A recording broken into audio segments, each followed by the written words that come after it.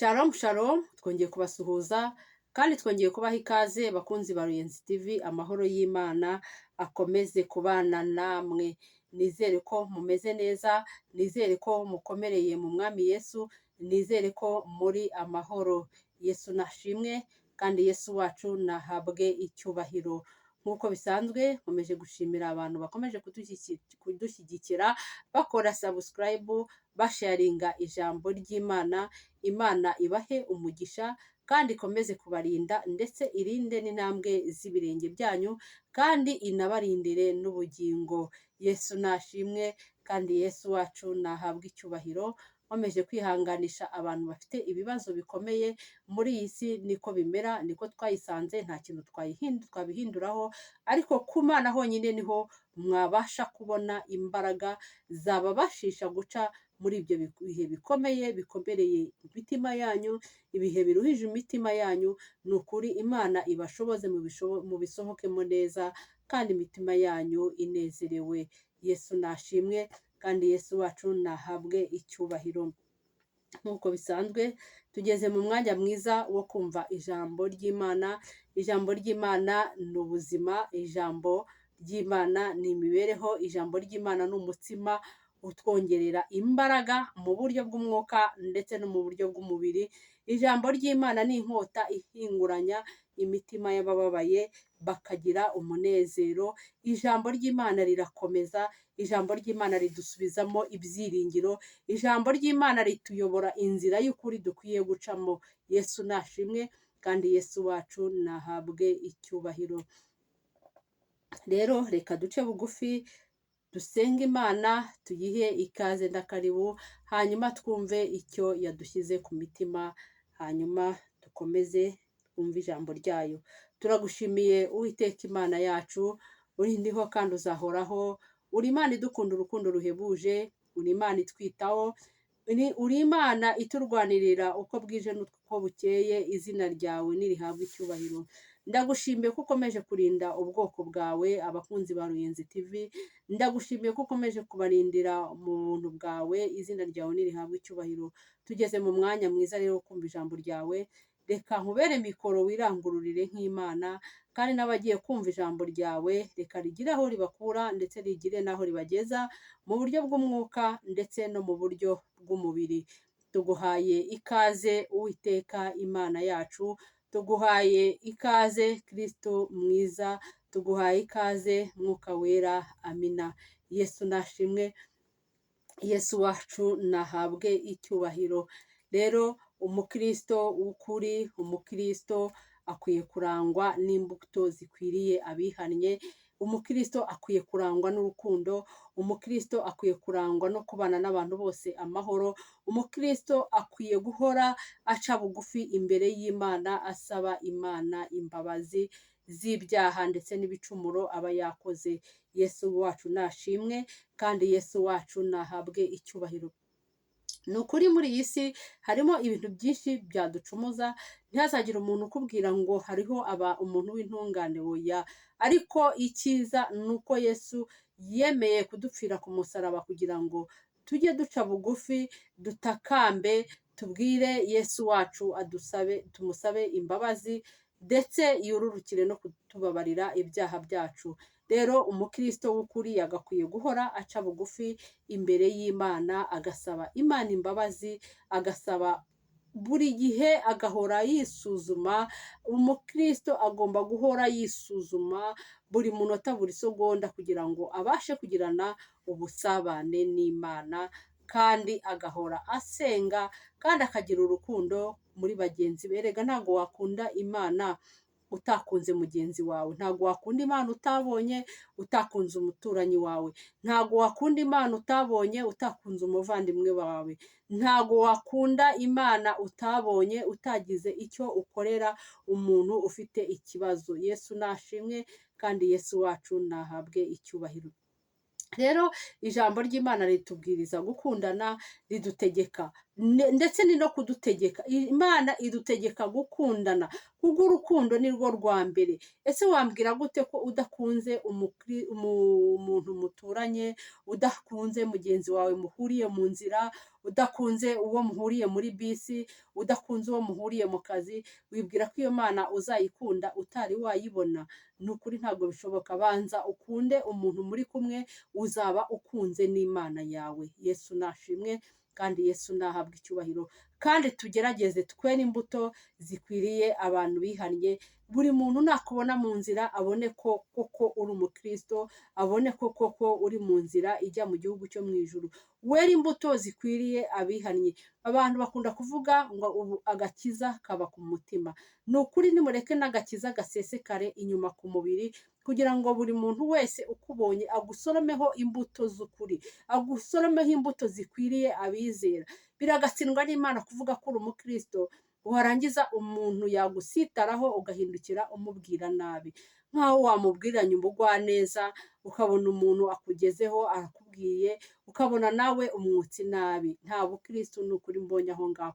Umukristo w'ukuri, umuntu w'Imana w'ukuri, yagakwiye gusubirizanya ineza, ntiyagakwiye kugenda mu bidafite umumaro. Yagakwiye guhora aca bugufi, agacira bugufi buri muntu wese uwo bari kumwe, yaba umuntu bari kumwe mu rugo, yaba uwo bahuriye mu nzira, yaba uwo bahuriye ahantu aho ariho hose ageze. Yagakwiriye kwera imbuto. Nimureke agakiza gasesekare kave mu mutima, nk'uko abantu bakunda kubivuga ngo agakiza kaba ku mutima, ariko gasesekare karenge kagere n'inyuma ku mubiri. Yesu nashimwe. Kagere mu bikorwa dukora, kagere mu mvugo yacu. Imvugo yacu ibemo agakiza, imvugo yacu ibemo ubukristo, ingendo yacu ibemo ubukristo. Yesu nashimwe. Nimureke dukizwe kandi tumaramaze, kandi muri ako gakiza tugire guhora duca bugufi imbere y'Imana, kuko Imana ikunda umuntu uca bugufi. Imana ikunda umuntu uhora wihana. Imana ikunda umuntu uyumvira ndetse akumvira n'amategeko yayo.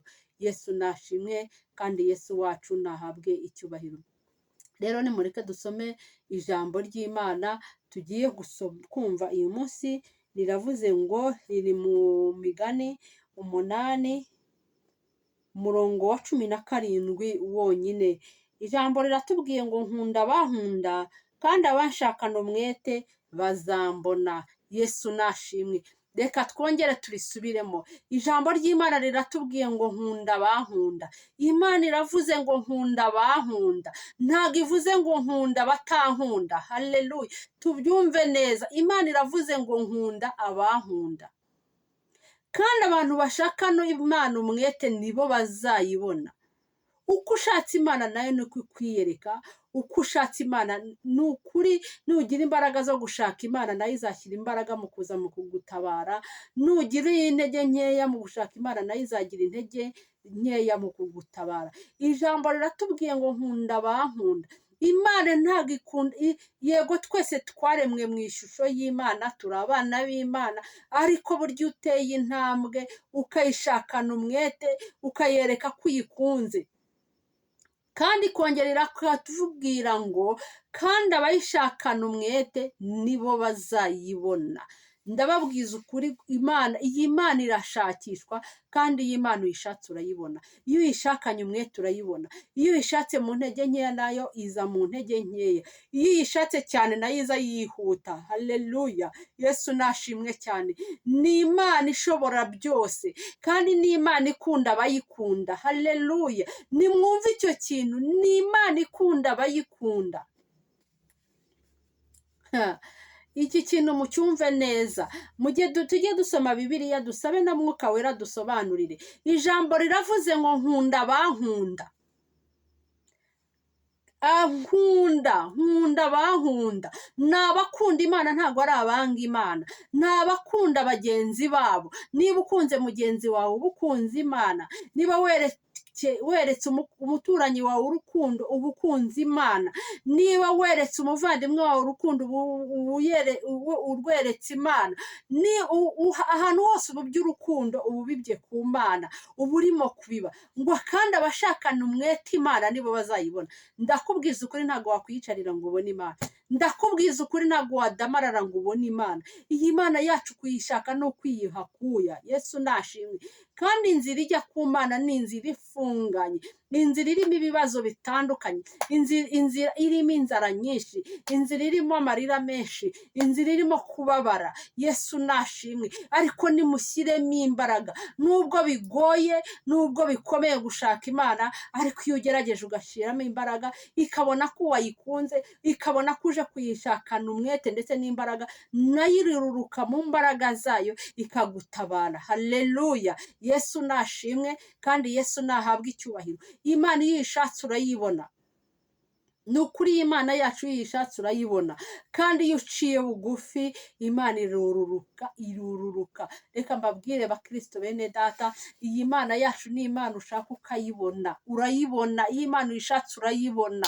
Iyo Imana uyitakambiye urayibona. Iyo Imana uyikunze nayo iragukunda. Ni ukuri iyi Mana ni Imana ishoboye byose. Ntuzavuge ngo ishoboye kimwe, ngo ishoboye kiriya ntabwo yagishobora. Ni Imana ishoboye byose, nta kintu n'iki na kimwe Imana yacu inaniwe. Ariko nuyishakana umwete uzayibona, ariko nutayishakana umwete nayo izaza mu mbaraga nkeya. Niko bimeze. Iravuze ngo nkunda abankunda. Ni abakunda Imana, ni abakunda bene se, ni abakunda abavandimwe babo, ni abakunda abantu bose, ndetse ukareba umuntu wese ukamwibonamo. Yesu nashimwe. Ukabona ko nawe ari mu ishusho ye. Ndakubwiza ukuri Imana iravuze ngo nkunda abankunda. Kandi nahoze mbabwira ngo ntago wakunda Imana utigeze ubona, ahubwo iyo ukunze umuntu w'Imana uba ukunze n'Imana. Yesu nashimwe.